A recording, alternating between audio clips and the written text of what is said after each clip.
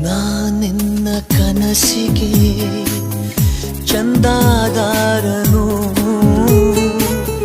ಚಂದ ಬಾಕಿ ನೀಡಲು ಬಂದೇ ಬರುವೆನು. ನಾನೇರ ಹೃದಯದ ವರದಿಗಾರನು,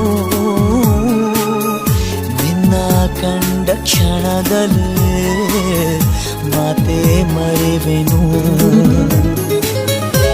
ಕ್ಷಮಿಸು ನೀ ಕಿನ್ನರಿ, ನುಡಿಸಲೇ ನಿನ್ನನು, ಹೇಳಿ ಕೇಳಿ ಮೊದಲೇ ಚೂರು ಪಾಪಿ ನಾನು.